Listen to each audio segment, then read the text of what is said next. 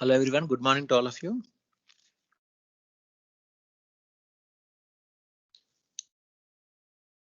Good morning. Good morning.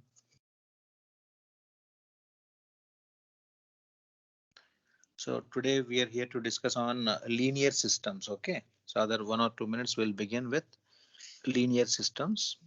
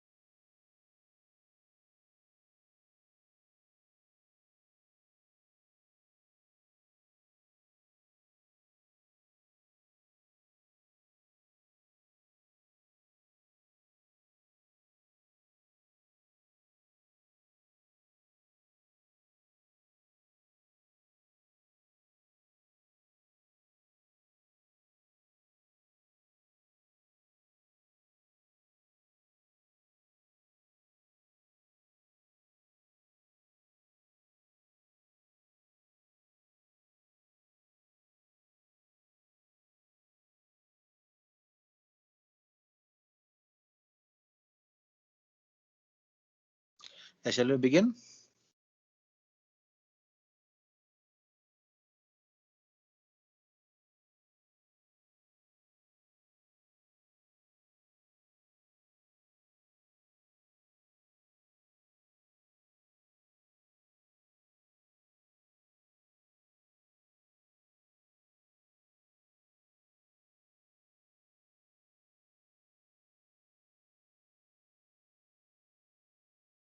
Okay. Yeah, you all able to see the screen?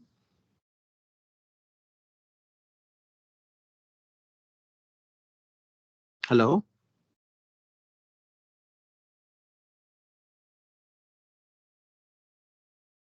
You all can hear me and you can see the screen.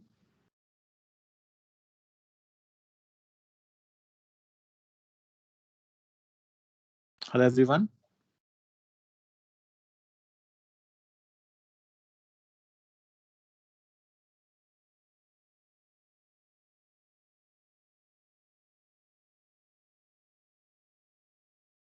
So we're going to begin.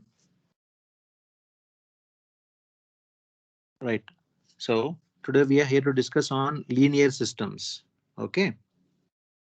So what is linear systems and what is meant by LTI? Have you heard about LTI?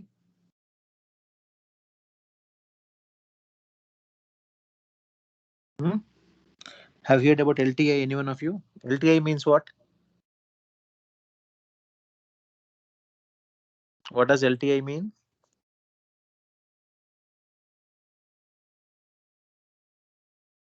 What does LTI mean? Hello?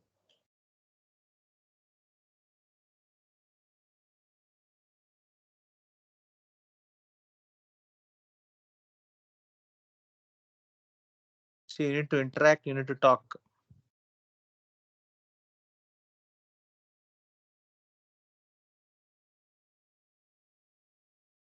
Guru Kiran,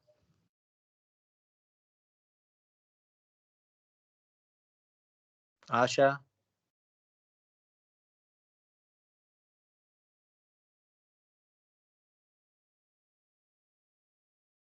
hello?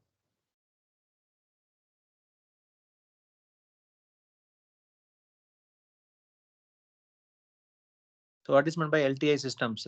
LTI systems means what? Linear time invariant systems. We call them as linear time invariant systems. What is linearity means? First of all, when can you tell a system is linear, or when can you tell a graph is linear? What is meant by linear and non-linear? So which means even though the time is getting progressed, even though the time is getting progressed, they will not vary and their behavior will be linear. Okay, so those kind of systems we call it as linear time invariant systems, right? So if you see this diagram here, so this block diagram, what we have drawn, a block here, that is a linear system. Okay, a black box, what we have is a linear system. So the input given to the linear system is x of t. X of t is a random process. Okay, whenever we pass an input of x of t through the linear system, we obtain an output of y of t. We obtain an output of y of t. So due to the process of transforming from the input to output, okay, we have an impulse response of the system called h of t. We have an impulse response of the system called h of t. So whenever the input system in the process, let us say x of t, is passed on to the LTI system through the impulse response of h of t, we obtain y of t. Okay, this another way. This transfer function h of s we also can uh, design based on Laplace transform. So if we are trying to do it in time domain, we can do it with the impulse function h of t, or if you want to do it in frequency domain, you can use the corresponding Laplace transform. Okay, so that's what we have seen here, the linear system. X of t is the input and y of t is the output and h of t is the impulse response. Okay, now let us see the linear time invariant systems or LTI systems in time domain. If you see the time domain, the output is y of t, we know that, and the inputs are x of t. Along with it, we got an impulse function called what? H of t. So input function x of t and the convolution of that with h of t will give you y of t, which means y of t equals to h of t into x of t. So when you are trying to convolute them, whether these two are autocorrelated or cross correlated, which correlation they belong to. When they are in correlated form, then y of t will be equals to, in terms of tau, it will come, right? So h of tau into x of t minus tau. Okay. And the same function you also can write like this. Y of t equals to x of t into h of t. In that case, then y of t we can write as integral 0 to infinity x of tau into h of t minus tau into d tau. That also is an expression for the y of t. So which one you are going to write first? H of t we wrote first. So that corresponding thing will be taken at that instance, h of tau. And second one, what we have taken, we will be taking that by a delayed function by t. Okay. You understood that y of t is a convolution of h of t and x of t. We can write that as h of t into x of t or x of t into h of t. Okay. In this expression here, we wrote h of t and x of t. So we got h of tau into x of t minus tau. If suppose I write inverse, y of t equals to x of t into h of t, then what is the expression what we get here? What expression do we get here? We get as 0 to infinity x of tau into h of t minus tau into d tau. That expression we are going to obtain in this linear systems. Okay. What about this h of t? H of t is the impulse response of the linear system. This is called as what? It's called as an impulse response of the linear system. Okay, this what till now what we've seen is time domain. Now let us see here frequency domain. Okay, so frequency domain, if you see, we call it as y of s, h of s, and x of s, because spectral is like a frequency, so we indicate like h of s and x of s. Okay, So am I audible to you all? You are hearing? You're listening to me?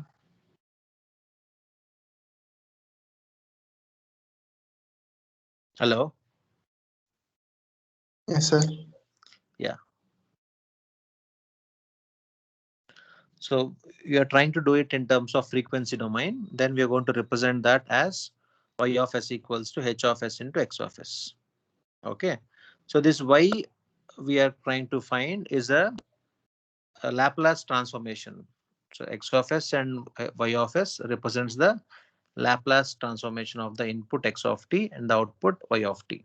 So we have an input function x of t, an output function y of t. So if you obtain the Laplace transform for them, we are going to get y of s. So simple expression they wrote there, and we are trying to understand this as a linear systems. Okay. So any doubt in this page, this slide correspondingly?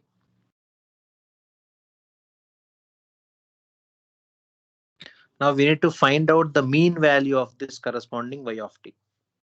What we need to find? We need to find the corresponding mean value of it. Okay. How to find this mean value? So mean, we know that it will be expressed by mu or expectation. So which one we are trying to find the mean, input or output? Output. What is output here? H of t or y of t? Which one is output here? X of t is the input signal. H of t is the impulse response. Y of t is the output signal. So we are trying to find the mean of the output signal. Okay. So output signal is y. So y of t we wrote. We can represent mean as expectation of y of t or expressed as mu y. Okay, that is equals to. So we know that what is y of t? What is y of t from this expression? Integral 0 to infinity h of tau into x of t minus tau. So based on that expression, we are representing it here. Expectation of integral 0 to infinity h of tau x of t minus tau into d tau. Is there any doubt in that first line? Is that clear?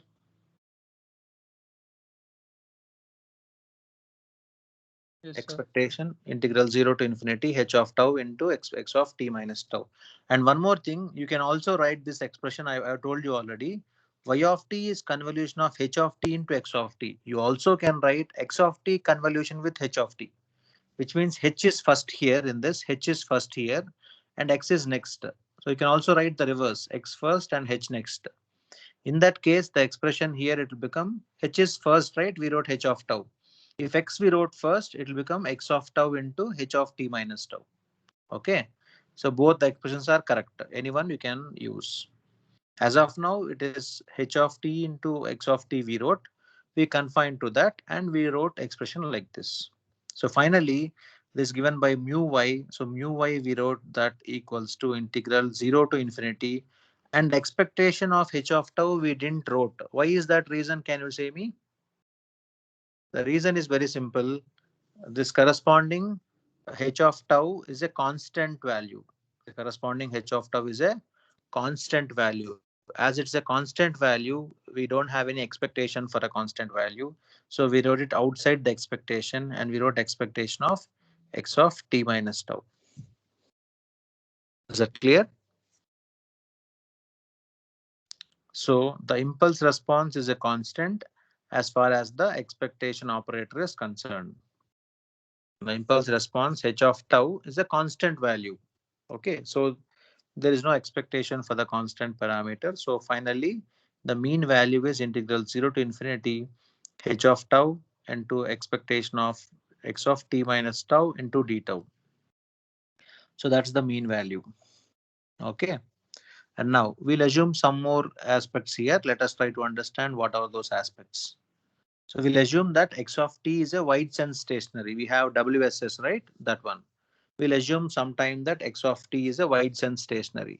Whichever random process is not strictly stationary, okay, it's not strictly stationary or it's not stationary in second order, those signals we call it as wide sense stationary, or also be called as weak sense stationary, which means they are not stationary signals, they are weakly stationary signals. So that's why we call it as White's and stationary. Okay. In that case, in that case, we are trying to find out this mu y. Okay. We know that x of t minus tau that correspondingly will give you mu x. You may ask me, sir, it's x of t means mu x. No, sir. X of t minus tau also how you wrote mu x. Okay. We know that if it is White's and stationary, it is x of t or x of t minus tau, whatever it is, the mean value will be constant. Okay, the expectation is that's what we wrote here. Its expectation is a constant. So if the x of t is a White's and stationary random process, then its corresponding expectation is a constant value, which means expectation of x of t you do, it is mu x. Expectation of x of t minus you do, that also is mu x. Okay, so that value is constant. So wherever we have this expectation of x of t minus tau, that position we are replacing by this mu x. Okay, so with that, the above expression mu y will be resembling like 0 to infinity h of tau into mu x into d tau. Rest all is the same. Any doubt in this aspect correspondingly?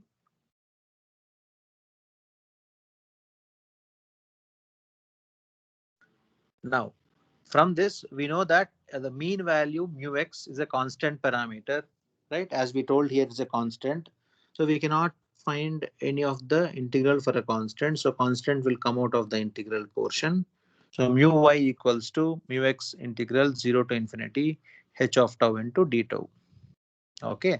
If you're going to apply the Laplace transform here for this, then this can be transformed into h of s because we are applying Laplace transform for h of t. It become h of s, that will be equals to mu x is a constant term, we wrote as it is, integral 0 to infinity we wrote as it is, and h of tau we wrote there, right? If you are trying to do the transformation of it, so h of tau will be h of t into e power minus st into dt. We are transforming it by using Laplace transform.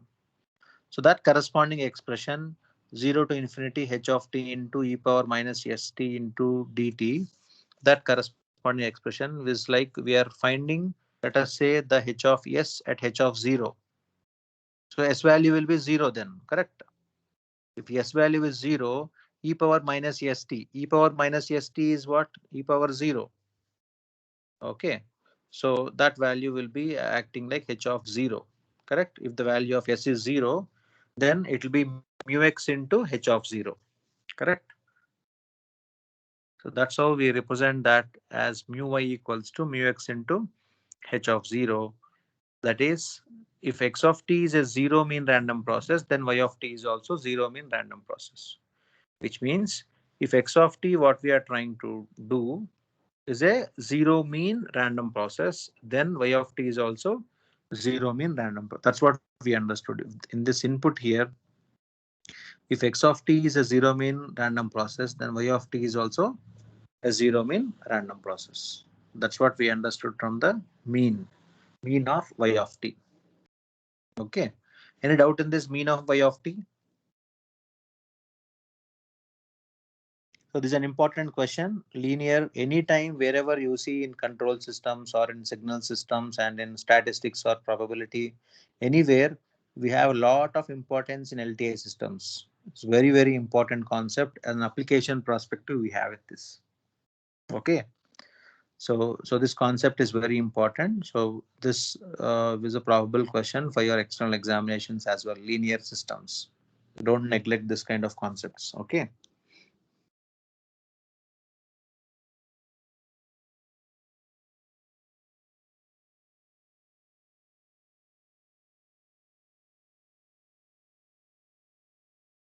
Is that clear?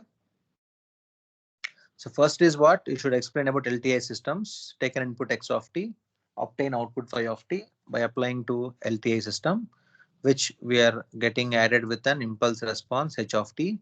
X of t input is convoluted with h of t to get y of t. So that's what we wrote there. And the corresponding expression in time domain and as well as in frequency domain, we wrote it first. Basics we wrote. Followed by we wrote the mean of y of t, how the mean of y of t will affect. So finally what we understood, if x of t is a 0 mean random process, then correspondingly y of t is also 0 mean random process. That's what we understood from that. Okay, that's the first statement, mean of y of t. So this probably can be your very important question for 10 marks or 15 marks, because a lot of things are there here to discuss. Okay. Second thing is cross correlating y of t and x of t. Cross correlating x of t and y of t. Okay, which means we have y of t also and we have x of t also. Now we are trying to check the correlation of between these two. Correlation means what to write? R we'll use. For correlation we'll use R. So R xy of tau, correct? Because x and y correlation we are trying to write R xy of tau. We can also write that as R yx of tau. Okay. So for example, if it is R xy of tau, then it will be expectation of, first we wrote x means x of t, second y means y of t plus tau. If suppose same thing, if I write there R yx of tau, then that will be equals to expectation of y of t first and then into x of t plus tau. Is that clear? Whichever you are writing first, x, y, x we wrote first, so x of t we'll write. And second is y, so we write y of t plus tau, which means the same expression with a time delay of tau. Okay, so that's how it's going to be expressed. So equation is clear, first statement. Okay, here actually there are a lot of things, lot of lengthy procedure is there here. So to make it simplified for you, so we wrote the direct step here. I'll explain you this process later on. What is that here is. So this expression will get added with some parameter called h of u, the unity function. H of u also will get added to it. So that's why u we got it there. So this step I'll tell you in detail what we got there. Okay. So based on that corresponding step, what we got there, how do we write Rx of tau? We write it as h of u into Rx of tau minus u based on the above expression. Above expression, it is x of t into x of t plus tau minus u, right? So whatever we have after t plus tau, you should have. We have tau minus u. So tau minus u only we wrote. I'll tell you this step what we got. Second step how we got. I'll tell you after that completion of this concept. Okay. Okay. Next. Now to obtain the cross correlation spectrum, this what is your convolution integral it is. Okay. After that cross spectral density, if you want to find, so spectral density, so instead of R, we are using S now spectral density. So S xy of j omega, same expression as above. Replace that instead of that function, we are adding up with e power j omega tau. Okay. Now what we are trying finally understanding here is, so let us assume like this v equals to tau minus u. So based on that, we are able to get xy of j omega as, you see this function here, h of u e power j omega u and du. We have separated that d tau du, two are there here, right? Two functions are there, d tau and du. So du I am applying for h of u and d tau I am applying for this one. Okay. So as v equals to tau minus u, so what to do? So then tau will be equals to v minus u. Okay. So based on that, we wrote it here instead of tau, we wrote it as v. So because tau minus u is what? Tau minus u is v, let us say we thought. So Rx of v we wrote. And whereas here we have only tau. Okay. So we wrote expression like this. I'll just clarify you much more detail. Some direct steps we wrote here, because the complexity of this getting increased.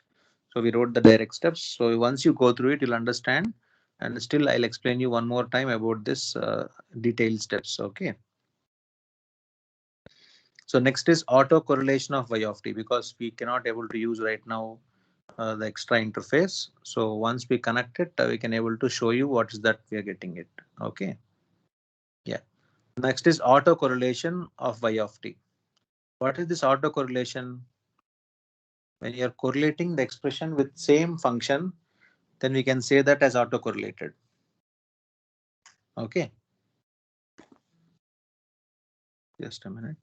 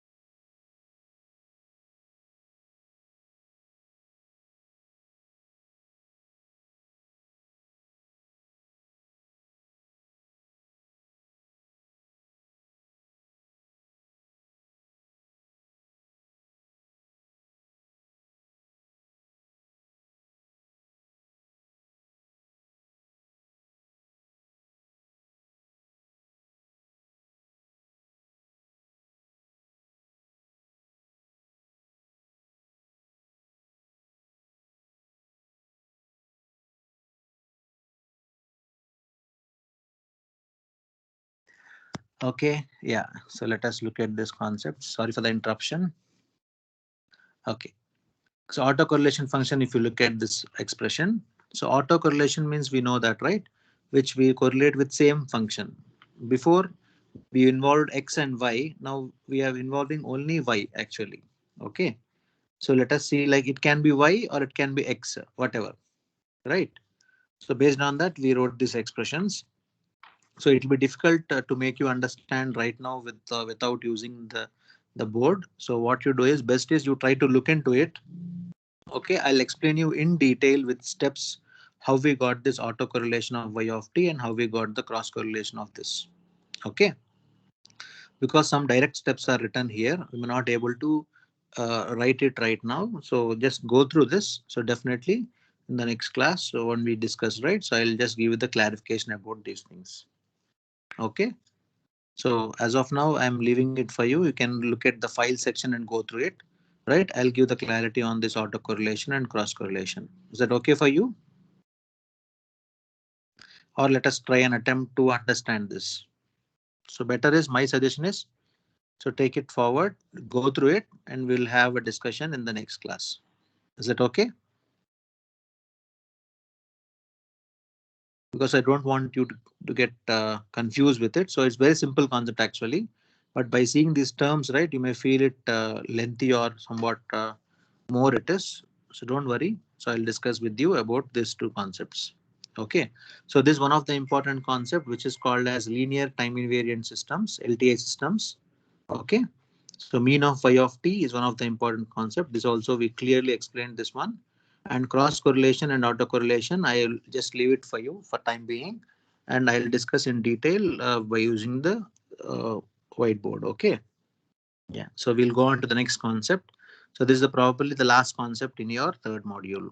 What is that concept? We call it as noise. Okay. So this is called as noise, right? So it's a zero mean constant PSD random process. The zero mean constant power spectral density random process is very simple. Whenever a power spectral random process we have, right, PSD, for that if you have the mean as zero, okay, that will act like a noise. This is also called as white noise. Is that clear to you? Whenever you have the power spectral density, whenever you have the power spectral density of random process, okay, if the mean of the power spectral density random process is zero, the mean value is zero, then that corresponding random process is called as a noise. It's also called as what? White noise. So let us consider here this white noise random process n of t. As it is noise, so n they given for time domain of t they wrote n of t. Okay, which has a zero mean and a constant power spectral density at all frequencies. Which has a zero mean and a constant power spectral density at all frequencies. Which will have the zero mean as we discussed, right? And also we have a constant power spectral density at all the frequencies. So practically this white noise is a constant power spectral density at any frequencies you take, which is less than 10 power 12 hertz. It will have the constant power spectral density, which means the power spectral density of it is a constant value, because as the mean is constant, correspondingly the PSD also is constant, but up to some range of frequency, which is up to 10 power 12 hertz. Up to that it has been constant. So if you want to write the power spectral density of this corresponding noise signal, so n of t, we can write it as what? Sn of omega, because spectrum we are trying to write, we need to convert from time domain to frequency domain. So time domain is t, frequency domain will be called as omega.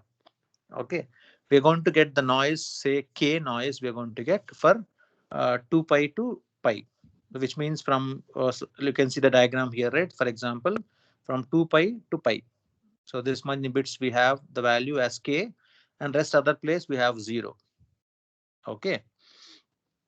And this corresponding variance is given by sigma, and noise it is so sigma n. So variance we write sigma square, right? So sigma n square, that is equals to 2 kb is what we are able to achieve. Okay. And if you want to find out the total noise power inside this, if you want to find the total noise power inside this, we are going to find that mean value as 0. So Rn is like correlation function. Rn of 0 we're going to get it as 2kb, and then where the k value what we get here is what, sigma n square by 2b. So these are all the theoretical values what you have got. So the no proofs are there for this. So we need to analyze from the standard definitions of white noise. Okay, and that b indicates the bandwidth. So 2k bandwidth. Okay, 2k, actually k we wrote right here, k 2k actually. B is the bandwidth what we wrote, and omega is indicating by angular frequency, and the sigma n square is what, is a 2kb. B is a bandwidth, and Rn of 0 is also 2kb. And that corresponding diagram what we have drawn here and shown is the power spectral density of the white noise. It's also called as what, idealized noise. White noise or also called as idealized noise. Okay, so this white noise will have the constant power spectral density. For all the frequencies, it will have the constant frequency. The frequency range should be less than 10 power 12. Okay, and Sn of omega equals to k, where the value of k is sigma n square by 2b. From this function what we have, the k value maximum will be based on the variance factor. Okay, so that's what we wrote here. And then we have something called thermal noise. Thermal noise is what, because of its resistance value or because of the heating, we get thermal noise. Because of heat, whatever noise we're going to get, that is like thermal noise. Wherever, for example, you use mobile phone or use some let us say laptop or any hard disk or whatever, where because of the internal resistance we have, right, which will restrict the flow of current. So because of that, it will make some kind of noise. That is also called as thermal noise. So if you want to measure thermal noise of that, you need to find out the RMS value of the voltage. So V square RMS divided by the corresponding resistance value. So that will come around 4k TB, where T is your absolute temperature, K is the Boltzmann constant, and B is the bandwidth value. Okay, so based on that, we are going to get the thermal noise. And final statement here, if you want to find out the thermal noise across the receiver R, we are going to find it as SR of omega. So that is given by omega, when omega value of that 0, or let us say at 0 position we are trying to find, that is called as thermal noise. So we're going to get 1 by 2 pi. Integral limits are from minus 2b to 2 pi b. We wrote that. And SR of omega is the spectral of the corresponding noise into d omega. We're going to get that as 4 ktb, same as above. Thermal noise you can see right here, 4 ktb. That's what we are going to get here, 4 ktb. Okay, that's equals to V square RMS. Okay, so finally the noise across distance R is considered as white noise, and it is valid up to B. B is the bandwidth of 10 power 12 hertz. So B means what? 10 power 12 hertz. So that's the thing about your noise. So if you have any doubts in noise and cross correlation and autocorrelation, so let us take it up in the next class. Any other queries and any other questions, you please tell me. Is it clear to you all? So please go through something about this noise function and autocorrelation and cross correlation. We'll have a discussion once again. So with that note, I would like to tell you that this discussions part of your third module is completed, and the numericals part what we have, we'll take an example for each of the process, and we'll discuss from Monday onwards about this. Okay, probably other 1 or 2 classes we're going to do the numericals. So meanwhile, what you can do is I have given you the higher order thinking assignments.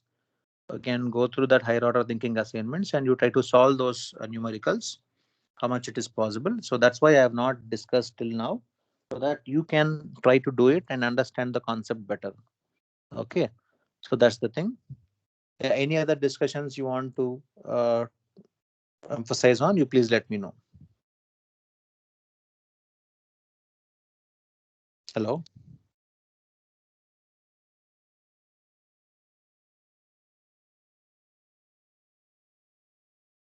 Okay, so other 1 or 2 classes probably we're going to complete this third module, and further it will be taken by linear algebra part will be taken up by the mathematics faculty. Okay, so any queries or any doubts in this correspondingly, you can ask me.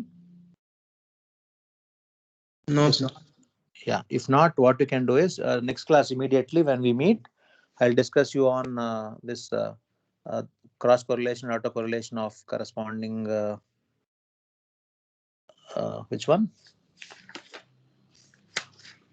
Yeah, linear systems. Linear systems, we have cross correlation, autocorrelation. We'll discuss that. And then after that, we'll do the numericals part. And followed by, after discussion of that, you can able to complete your higher order assignments. Parallelly, if you can try, if you can complete, you can upload it. Okay. So that's it. And if you want any revision part, anything or how to study, I'll give the examination corresponding tips and techniques, how to prepare for your examination. And complete notes is being shared with you, all the modules. So you can download from file section, module 1, 2, 3. 1 is not required, 2 and 3 you can use for the IA. Okay. So right now you can attempt your quiz and then you can go for your lunch break. That's it from my side for today. Okay. Meanwhile, you can attempt your quiz. Yeah, thank you. So next class, we'll see the detailed numericals and discussions on linear systems. So almost we are done. Only one topic we have to do: cross correlation, autocorrelation of linear systems. Okay. So thank you all. Attempt the quiz now, and then you can leave for lunch break. Thank you all. Thank you, sir. You can exit the meeting. Thank you. Thank you. Thank you, sir. Thank you.